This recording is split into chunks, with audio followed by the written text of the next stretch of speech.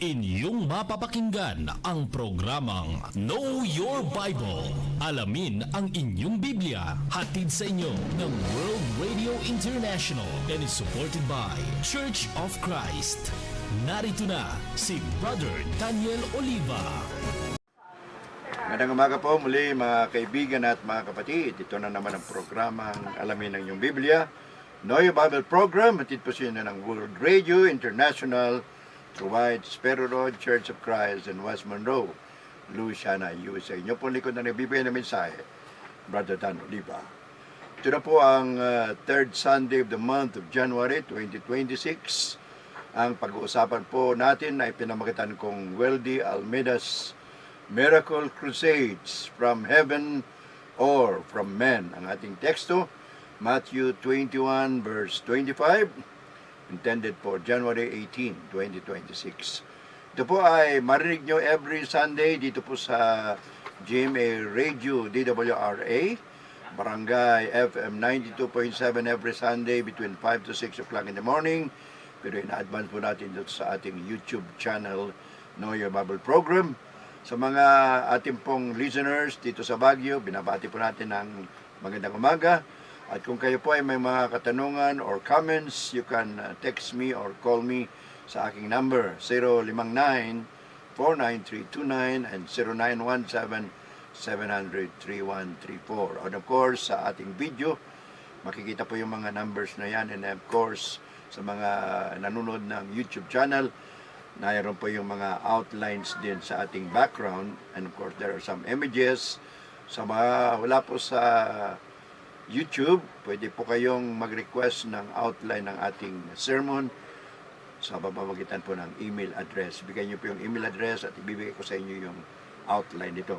Now, let's go to our discussion on Weldy Almeida's Miracle Crusade from Heaven or from Men, Matthew 20:25. Ito pong verse natin ay galing po sa Matthew 21:25. Ito po yung sagot ng ating Panginoong Kristo.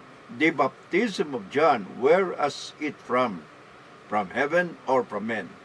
Tinanong po siya ng mga chief elders at mga Pharisees and chief priests ng Jewish religion kung ano po ang kanyang kapangyarihan, kung bakit pinalayas niya yung magninegosyo sa templo the day before this. At pagkatapos, pagkaraan ng pagpapalayas ay pumunta sa kanyang maraming tao at pinagaling po niya lahat ng pumunta sa kanya. So nagtanong yung mga Pariseo, mga chief elders, and chief priests, by what authority are you doing these things? So ang sagot ng Panginoong Kristo, about the baptism of John, from where is it from? From heaven or from men? Sagot ng mga Pariseo at saka mga elders and chief priests, if we say that it is from John or from God or from heaven, why did you not believe John the Baptist? At kung sasabihin naman natin from men, takot sila sa mga tao sapagkat lahat ng tao sa Jerusalem at sa Judea ay kinikilala nila na si John the Baptist ay isang propeta. Kaya sinabi ng mga Pariseo at mga chief priests and elders kay Jesus Christ, we cannot tell you. Sagot naman ni Kristo, if you cannot answer my question whether the baptism of John was from heaven or from men, I will also tell you by what authority I am doing these things. Pinalayas yung mga negosyante sa templo at pagkatapos nagpapagaling siya. So yun po yung sagot ng ating Panginoon Kristo sa Matthew 21:25. Ginagamit po natin ito parang introduction. So the Lord Jesus posed this question to the chief priests and elders who questioned his authority. And he asked them, of course, the baptism of John, where was it from? And they answered, Jesus said, we cannot tell you. And he also told them, neither will I tell you by what authority I do these things. Matthew 21:27. Pero yan po ay background lang ng ating pag-aaral. Ang katanungan sa ating pag-aaral tungkol po kay Weldy Almeida's Miracle Crusades. Ang katanungan, ito ba ay galing sa Diyos o galing sa tao? Sagutin po natin yan sa ating pag-aaral sa bagang ito sa pamamagitan ng 4 na parte ng ating leksyon. Number 1, let us find out the biographical background of Will D. Almeida bago po siya naging popular na evangelist. Number 2, what is also the religious background of Will D. Almeida? Number 3, what are the teachings and practices of Will D. Almeida, especially yung Jesus Miracle Crusade International Ministry or GMCIM. Jesus Miracle Crusade International Ministry or GMCIM. And the last question is the Jesus Miracle Crusade International Ministry, the true Church of Christ found in the New Testament. So yun po yung mga sasagutin natin sa ating pag-aaral sa bagay ito. Nandiyan kayo po, sana mga kaibigan. At kung kayo po ay hindi pa nakapag-subscribe sa ating YouTube channel, Know Your Bible Program, we are encouraging you to subscribe.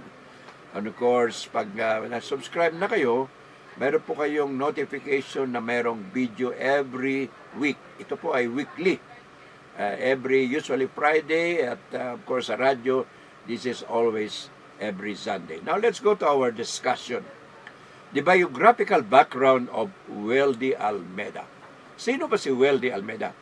Well, ang tunay niyo pong pangalan ay Will D. Estrada Almeida, born on June 28, 1935 in Surigao del Sur. Of course, that's in Mindanao. During his adult life, he was afflicted with an acute insomnia owing to years of hard work and political campaigns for power and fortune. So, nung siya pa ay medyo bata-bata pa, siyempre may edad na rin siya, when he reached his adult life, nagkaroon po siya ng insomnia, hindi siya makatulog masyado. At ang dahilan po ng kanyang insomnia ay sabi nila dahil siya masyadong masipag, mangaral at lalong-lalo na sa mga political campaigns. Magaling po siya magdiskurso sa mga kampanya, sa mga politiko. And of course, tungkol pa rin sa pamumuhay, power and fortune. So, mahilig siya sa mga discussion na ganon.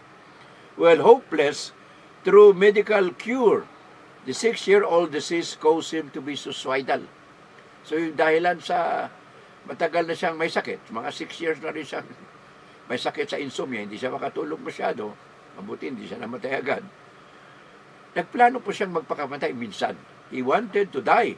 He wanted to kill himself. And of course, there was a guy who shared to him about the Lord Jesus. But after he gave his heart to Jesus, sabi niya, he claimed that he was healed of the curse that bothered him for 6 years. So, ayon sa testimonya ng kanya nang isinuko yung kanyang buhay sa ating Panginoong Kristo, nawala raw yung sakit na yon, yung insomnia na yon.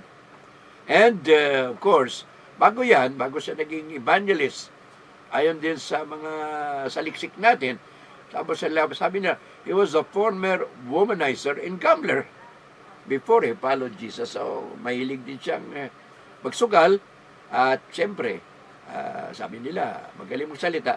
So, marami ring mga kababaihang na humaling sa kanya. Yun po ang parang background ni Will D. Almeida. Well, later on, nag-asawa siya. Ang pangalan ng misis niya ay si Lina Kumon. Of course, beging Mrs. Almeida na. And both of them started their spiritual journey at iniwan nila yung politika at negosyo. They left politics and business pursuits. Yan po yung kwento ni Will D. Almeida. And in 1983, he started the Jesus Miracle Crusade International Ministry. So ito po ay nagsimula mga 1983. But bago niya sinimulan yung Jesus Miracle Crusade International Ministry, si Will D. Almeida po ay naging membro ng Jesus Church. Jesus Church. This was on February 14, 1975, doon po sa Ordua Village, Novaliches, Quezon City, and of course, that is in Metro Manila. Then, later on, because of his popularity at magaling din siya malita, he became a world acclaimed evangelist of the Apostolic Pentecostal faith. So, naging sikat na po siya. Ito po yung nangyari from 1975 and later on, bago niya tinatag yung Jesus Miracle International Ministry niya, Jesus Miracle Crusade International Ministry. And of course, dumarami na kanyang followers. And of course, to cut the story short, siyempre lahat naman ng tao may tinatawag na ending sa kanyang buhay. Naipakanak siya 1935 at year 2024, October 19, siya po ay kinuha na ng ating Panginoon sa buhay na ito. And the ministry, of course, ang kanyang pagmiministeryo, ang kanyang krusada, o Jesus Miracle Crusade, ay pinagpatuloy po ng kanyang asawa. So of course, kasama na rin yung kanyang pamilya. And later on, his wife also died. So yung Jesus Miracle Crusade ngayon, pinamamahalaan po ito ng pamilya ni Almeida, mga anak niya at mga kamag-anak. Now let's go to his religious background. Maliit lang po ito, masyadong konti lang. The religious background of Weldy Almeida. Pinag-aaralan po natin yung kanyang buhay muna. Now, of course, as usual, lahat naman tayo galing sa Roman Catholic Church. Then, Weldy Almeida also came from the Roman Catholic family, but later on he was introduced to the so-called Oneness Pentecostalism. 1975 po yan. Yung Oneness Pentecostalism, naniwala po sila na iisa lang yung Diyos at mahilig po sila sa tinatawag nilang practices during the so-called Pentecost. Dumating po yung Holy Spirit, nabigyan ng kapangyarihan yung mga apostoles na magsalita ng iba't ibang wika. Naniniwala po rito si Weldy Almeida at ang Jesus Miracle Crusade. His divine call actually started in the 1960s. So bago yan siya naging Kristiyano, 1960s pa lang, nag-iisip na yan siya. Mayroon ng mga konting question sa kanyang pag-iisip kung ano ang kanyang buhay, religiously speaking. But after a so-called Christian shared to him the Word of God, Weldy Almeida himself immersed into study of the Bible. Parang yung pinag-usapan din natin last time. Si Eli Soriano, pinag-aralan din yun ng Biblia ng masinsinan. And so this is also what happened to Weldy Almeida. Hindi po siya nag-aaral sa Bible school, but he studied the Bible. So he embraced, as a result, he embraced the Oneness Pentecostal and Apostolic faith. Ano yung Oneness Pentecostal? And sinasabi ko kanina yung Oneness, niniwala po sa isang Diyos lang. And of course, Pentecostalism, yun po yung emphasis ng speaking in tongues. And of course, baptism of the Holy Spirit. At of course, sabi nila, apostolic daw sila. Panahon para ng mga apostoles nang magsimula sila. Alright, so of course, and Jesus Miracle Crusade is very popular with regards to Miracle Crusades, krusada ng mga himala. Of course, kasama niyan yung faith healing. The early years of the group of Weldy Almeida were marked with modest beginnings, faith known for its ministry on faith and miracles. Simula po sila sa malilit na grupo muna, prayer, fasting, and personal evangelism. So may kasamang panalangin, pag-aayuno, and of course, pangangaral ng salita ng Diyos. Ganoon naman talaga. You do not start big. Even the Church of Christ, of the Lord Jesus Christ in the New Testament, started with 12 apostles. And then from 12 apostles, nagdadaga ng 3,000, 5,000. And then later on, hindi na po mabilang yung nagiging Kristiyano noong panahon ng mga apostoles. And slowly, therefore, the Jesus Miracle Crusade International Ministry, which was formerly known as the Jesus Church, marami pa rin ganito ngayon, became what you call had a global presence with emphasis in the name of Jesus for miracle and salvation. So pag sila po ay nagbabautismo in the name of Jesus, I baptize you in the name of Jesus, ganun po ang sinasabi nila. Okay, so yun po yung discussion natin sa biographical sketch and religious background ni Weldy Almeida ng Jesus Miracle Crusade International Ministry. So, as they progressed, according to them, kanilang census, marami na silang followers, believers all over the world, hindi lang po sa Pilipinas, worldwide na po ito silang grupo na ito. Okay, now let's go to some teachings and practices of the Jesus Miracle Crusade. I'm very sure interesado kayo dito. At of course, sasagutin natin ito mga kaibigan at mga kapatid, kung ano yung kanilang mga pagtuturo, kung ano naman ang kanilang mga practices, at sasagutin pa natin ayon sa salita ng Diyos. Number one, the Jesus Miracle Crusade International Ministry is influenced by the Oneness Pentecostal Principle. Ano po yung Oneness Pentecostal Principle? Sabi ko na yung Oneness, they only believe in one God. Alright. Pentecostal principle because naniwala sila na yung kanilang grupo nagsimula sa Jerusalem during the day of Pentecost sa pamamagitan ng, of course, ng speaking in tongues. So they emphasize, therefore, faith, healing, and miracles.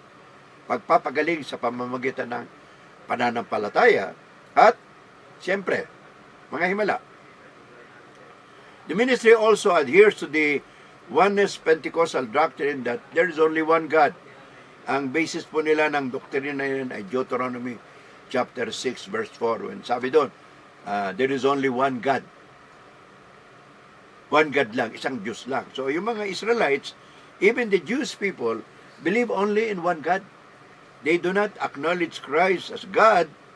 They don't also acknowledge the Holy Spirit. So during that time, even during this time, marami po naniwala na there is only one God. Ngayon, ano naman po yung bakit mayroong three persons in the Godhead? Of course, Roman Catholic Church, they believe in Trinity, although the word Trinity is not really found in the Bible, but you could see the word, you could see the idea of Trinity. So sa kanilang paniniwala, itong si Will de Almeida, because of the Oneness Pentecostal doctrine, there is only one God, but may tatlo pong papel. God has three roles. Ano yung role ng Panginoon? Kalong nila. Yung Father, yun po yung lumalang sa mundo. Yung Son naman, which is also God, na nagpakita sa pamamagitan ng isang anak, yun po yung nagligtas sa atin, sa ating mga kasalanan. And then of course, God pa rin, the same God, ang kanyang role o papel, ay regeneration through the indwelling power of the Holy Spirit. So pero isang Diyos lang yan. Pero hindi sila naniniwala sa three persons and one God. There's only one God. Siya yung Father, siya yung Son, siya yung Holy Spirit. Yun yung idea po ng oneness. So therefore, this manifestation is not three distinct persons, but one divine essence revealed in different modes. As I said kanina, isang Diyos, pero iba-ibang manifestation, iba-ibang pagpapakita, subalit iisang Diyos lang po talaga. Pwede siyang tawaging Father, pwede siyang tawaging Jesus Christ, pwede siyang tawaging Holy Spirit, but they are not separate persons. Jesus Christ, according to them, embodied the fullness of the Godhead bodily. So, yung katawang tao, Jesus Christ nga, pero yun pa rin. Isang Diyos pa rin yun. Nagkatawang tao lang siya. Okay. Colossians chapter 2 verse 9. God was manifested in the flesh as the Son, rejecting any notion of equal with the Godhead. So, hindi nga na sila naniwala sa three persons in one God. So, isa lang talaga yun. Yung Diyos sa langit, bumaba, naging tao. Yun din si Jesus Christ. At siya ngayon, yan pa rin yung Holy Spirit na gumagabay sa atin. Yun po yung kanilang doktrina. So therefore, verse 3:16, hindi sila naniwala na God was manifested in the Spirit, etc. No? Pero ang ginagamit po nila, the Holy Spirit is not a separate person, but is only the active power and indwelling presence of the singular God. May similarity po ito sa doktrina ni Elo Soriano na ang Holy Spirit is not part of the Godhead, but is only a power, kapangyarihan. So, in other words, brothers and sisters, napakalinaw that the Jesus Miracle Crusade Group International Ministry does not believe in Trinity. They reject the idea of Trinity but maintains that God is not three co-equal person but one essence operating in different periods. Ulitin ko. God is not three co-eternal persons but one essence operating in different periods. Isang Diyos lang. So, sa kanila pong magbabautismo, the formula that the Jesus Miracle Crusade is using based on the book of Acts, chapter 2, verse 30, the baptismal formula that they use is they only invoke the name of Jesus. So, pag nagbaptize sila, I now baptize you in the name of Jesus. Ito lang po sinabi doon sa Acts chapter 2, verse 38. So, nire-reject po nila yung Matthew chapter 28, verse 19, kung saan ay sinasabi, baptizing them in the name of the Father, the Son, and the Holy Spirit. Yun po yung utos ng Panginoon sa Kristo sa Matthew chapter 28, verse 19, and of course, verse 20. Umayo kayo at ipangaral nyo ang Ebanghelyo, gawin yung mga alagad ang lahat ng tao na binabautismuhan sa pangalan ng Ama, Anak, at Espiritu Santo. Hindi po naniniwala doon si Well de Almeida, ang Jesus Miracle Crusade International Ministry. Ang sa kanila po, baptism in the name of Jesus only. So last part ng ating lesson, ang katanungan po, mga kaibigan at mga kapatid, is the Jesus Miracle Crusade International Ministry. Therefore, is it the true Church of Christ in the New Testament? Ito ba ang iglesia ng Panginoong Jesucristo na mababasa natin sa Bagong Testamento na ipinangaral ng mga apostoles, na ipinangaral ni Apostol Pablo, lalong-lalo na si Apostol Pablo. Of course, ang emphasis ni Apostol Pablo, hindi po yung church. He was emphasizing Christ, the resurrected Christ. And of course, pag ikaw ay naniwala sa kay Kristo, sumampalataya ka, may idaragdag ka sa kanyang iglesia. Sapagkat sinabi doon sa Gawa, Kapitulo 2, 41-47, yung lahat na nabautismuhan, idinaragdag ng Panginoon Diyos doon sa iglesia. God adds people to the church. People do not join the church. Pag ikaw ay nabautismuhan, sumampalataya kay Kristo, ang Panginoon Diyos mismo, Gawa 2, 41-47, ang siya pong nagdaragdag sa tao sa loob ng iglesia. Hindi po yung taong nagjo-join sa iglesia. So the question is, ang katanungan is Jesus Miracle Crusade International Ministry. Ito ba ang totoong iglesia ng Panginoong Jesucristo na mababasa natin sa Bagong Tipan or New Testament? Well, the New Testament, brothers and sisters, local churches were autonomous and independent, governed by elders and deacons. According to Acts 14:23, Philippians chapter 1 verse 1, and Titus chapter 1 verse 5. Ulitin ko po. Ang iglesia sa Bagong Tipan, autonomous, independent. Ang autonomous means self-rule. Wala po silang tinatawag na central church or tinatawag na headquarters.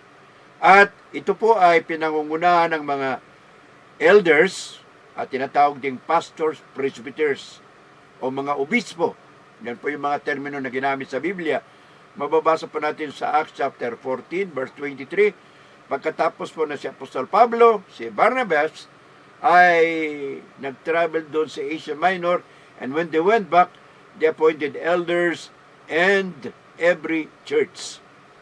Philippians chapter 1 verse 1, sabi rin ni Apostol Pablo, I am writing now to the church at Philippi with the elders and the deacons. Doon naman sa Titus chapter 1 verse 5, sabi ni Apostol Pablo kay Tito, I left you in Crete to take order of the churches and to appoint elders in every church or in every city. Ayan po yung sinasabi ng Biblia tungkol sa autonomous situation ng isang lokal na iglesia ng Panginoon. So wala pong headquarters, wala pong central church. There was no church, central church, wala rin silang malalaking building o templo nung panahon ng mga apostoles. Nagkaroon na po lang malalaking building or cathedral or temples, sabi na nating temples, after 300 years ng Christianity. Because the Christian religion was a persecuted religion from the time of the Apostle Paul up to the time of Constantine, 300 years later.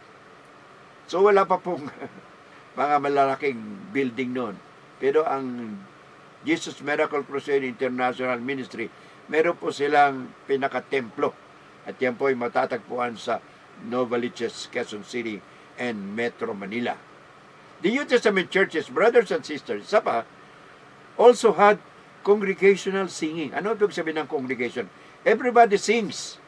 Well, hindi po sila gumagamit ng musical instruments without the aid of any musical instrument. Bakit ko sinasabi yan? Because in Colossians 3:16 and Ephesians 5:19, sabi doon ni Apostle Paul, make music, make melody in your hearts, singing psalms and spiritual song. So wala pong binanggit doon na playing guitar, using the piano. Sa New Testament po, ang mga unang Kristiyano, hindi po gumamit ng piano, hindi gumamit ng gitara, at ano pa mang musical instrument. But of course, alam natin na yung Jesus Miracle Crusade International use congregational singing being led by choirs. May pa sila pang chorus. And of course, pag may chorus, meron din po silang lively music kasama po yung mga use of instrumental instruments na kanilang mga pag-aawitan. So, yan po ay hindi allowed sa New Testament dahil yung mga apostoles, yung mga unang Kristiyano, ay hindi po gumamit ng mga musical instrument during the first 300 years. Later na po, na-introduce yung musical instrument sa mga different churches. Very late na po. Actually, yung record yan, more or less mga 9th or 10th century already. 1,000 years after Jesus Christ. So ito pong now, tuloy po natin. Following the death of Will de Almeida, namatay na po siya, sinabi natin kanina, 2024, yung Jesus Miracle Crusade International Ministry, ang kanya pong leadership ay nalipat doon sa kanyang pamilya. Wala na rin po yung si Mrs. Almeida. So, pamilya po ngayon ni Will de Almeida, mga kapatid, mga anak. So, wala pong tinatawag na succession sa ibang pamilya except in the family of Will de Almeida. So, matatawag natin yung dynasty by family. And of course, dynasty is a word that is found in the Bible. For example, Jesus Christ came from the family of David. So, from David, nagkaroon ng anak si Solomon at lahat ng mga kings of Judah actually came from the lineage of David, family of David, lahat yan. Hanggang dumating kay Joseph, the so-called father of Jesus Christ, pero ang real father, of course, ni Jesus Christ, is the Holy Spirit. But legally speaking, ang alam ng tao, ang ama ng Panginoong Jesucristo doon sa Biblia ay si Jose or si Joseph, ng asawa niya ay si Maria. And of course, Joseph came from the family of David. If you trace it from the book of Matthew chapter 1 and Luke chapter 2, nandoon po yung tinatawag na lineage ni Joseph. So, the children's responsibility are overseen by family elders of the Central Church. So, meron po silang Central Church na binabanggit po natin kanina doon sa Novaliches, Quezon City. At ito po ay inaasikaso ng mga pamilya, anak, kamag-anak ni Will de Almeida. So, as we said, therefore, brothers, the Jesus Miracle International Ministry regards baptism of the Holy Spirit. So, naniniwala po rin sila sa baptism of the Holy Spirit. Meron silang water baptism, but aside from water baptism, they also believe in baptism of the Holy Spirit. At ang isa sa mga epekto ng baptism of the Holy Spirit is the idea of speaking in tongues as distinct and subsequent experience to water baptism. Meron po akong naging naturuan. Dati miyembro ng isang grupo na ito, pagkatapos na bautismo ko sa tubig, bigla po siyang, sabi niya, nagsalita po na siya sa iba-ibang salita. Speaking in tongues. Nung tinanong ko kung anong lingwahe, hindi niya alam. But in the Bible, in Acts chapter 2, when the apostles were speaking in tongues, the word tongues there means languages. Naintindihan ng mga nakakarinig na tao. But the so-called group today, yung Jesus Miracle Crusade and other groups, pag sinabi nilang speaking in tongues, hindi mo naman naiintindihan kung anong lingwahe ang ginagamit nila. So it's just a sort of a blah blah blah. And therefore, it's not really a language or a tongue. Doon sa Acts chapter 2, as I would like to repeat, Acts chapter 2, nung magsalita yung mga apostles in different tongues, it means languages na naintindihan ng nakarinig ng mga Hudyo na galing po sa iba't ibang lugar. So yun pong ibig sabihin ng speaking in tongues. Therefore, brothers and sisters, the idea na mayroon pang Holy Spirit baptism ngayon, speaking in tongues, mga himala na meron daw ngayon, wala na pong ganyan sa ngayong kapanahon. Sapagkat sinabi ni Apostol Pablo, 1 Corinthians chapter 13, verse 8 to 10, napakalinaw po. Sabi ni Paul, "Well, there will be prophecies, they shall fail. Whether there be tongues, they shall be done away. For when the perfect comes, that which is imperfect shall be done away." Ano yung perfect? James chapter 1, verse 25, sabi ni James, the perfect law of liberty. So yung perfect law of liberty ay yung doktrina ni Kristo, yung ebanghelyo ni Kristo na nagpapalaya sa ating mga kasalanan sa batas ni Moses.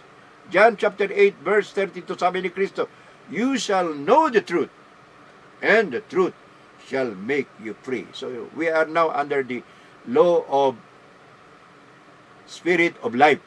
Romans chapter 8 verse 1 and 2. So wala na po tayo doon sa batas ng Old Testament na kailangan kapag ikaw ng kasala, magbibigay ka ng mga animal sacrifices. Wala na po tayo sa panahon yan. Clearly, brothers and sisters, as we are about to close our lesson, we can see that the Jesus Miracle International Ministry is very much different from the Church of Christ in the New Testament.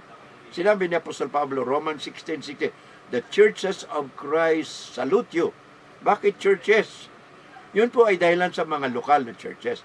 Church of Christ in Baguio, Church of Christ in Pangasinan, Church of Christ in Nueva Ecija. Yun po yung lokal na churches. But there is only one church, as Jesus Christ said in Matthew 16, verse 18 and 19.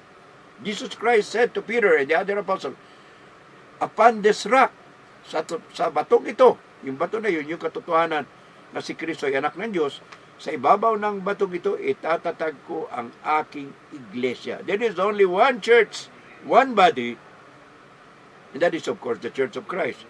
Kaya lang, nagkaroon ng iba-ibang lokal na kongregasyon, different places. That's why sinabi ng Apostle Paul in Romans 16:16, "The churches of Christ salute you." Conclusion po, mga kaibigan at mga kapatid. The Apostle Paul predicted that there shall be a falling away. Ang tawag niya doon, apostasy.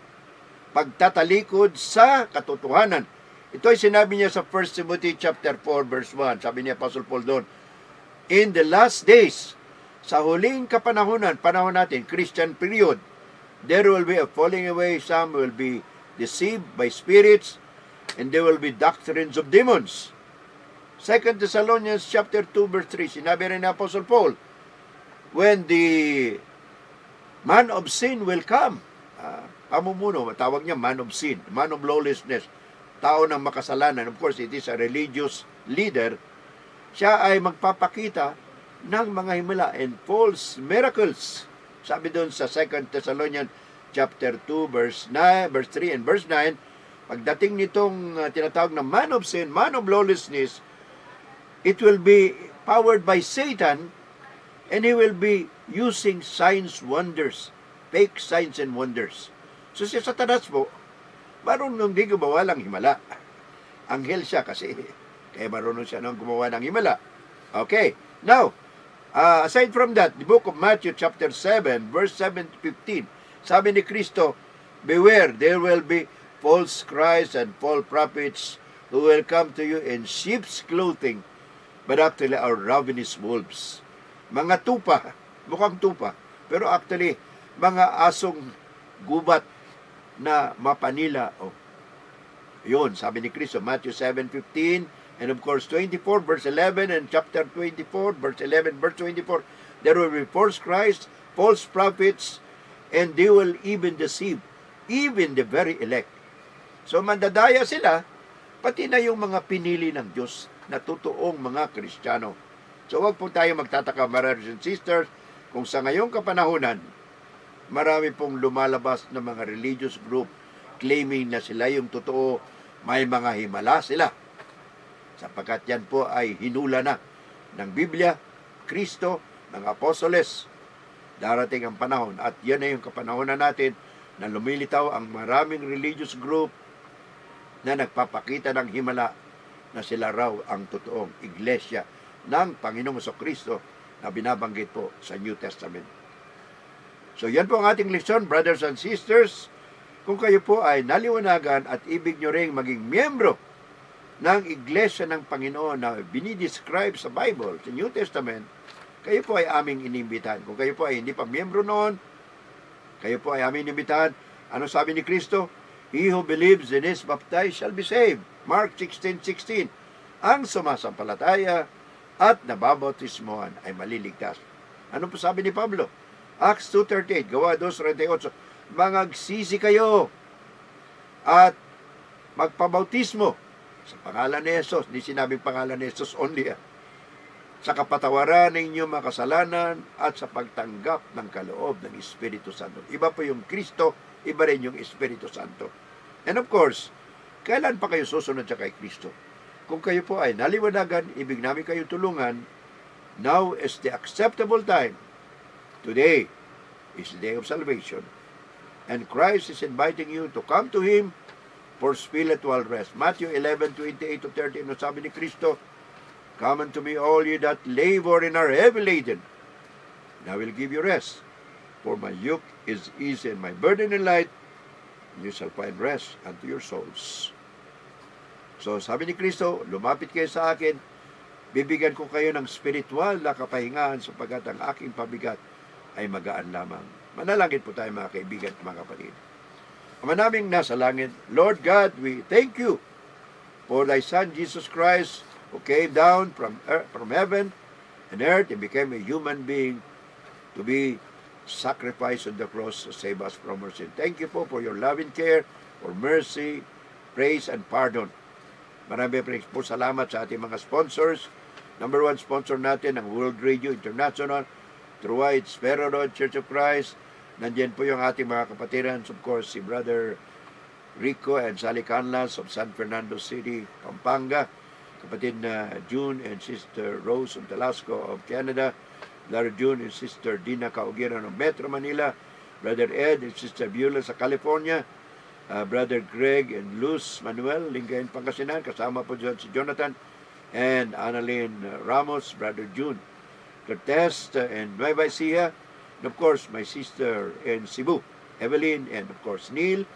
Sama rin po si Brother Nards and Bibing Tuanyo dyan sa Dao Capiz. We would like to greet Brother Dean Quijano dyan sa Quezon Province. And of course, the future member of the Lord's Church dyan po sa San Andres, Quezon, si kapatid na Virgilio Marfil. Yan po ang ating mga panalangin. Panginoon, tulungan niyo po kami at patawarin niyo kami sa aming mga pagkukulang at pagkakasala. Pinapatawad din namin ang mga nagkulang at nagkasala sa amin. Ito po ang aming panalangin sa pangalan ng iyong anak si Jesucristo. Amen.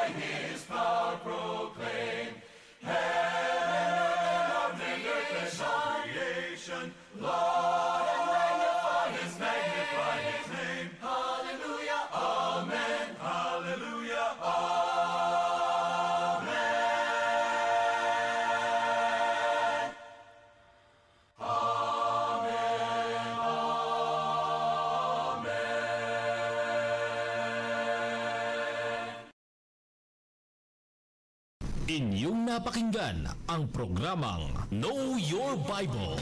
Alamin ang inyong Biblia. Hatid sa inyo ng World Radio International and is supported by Church of Christ.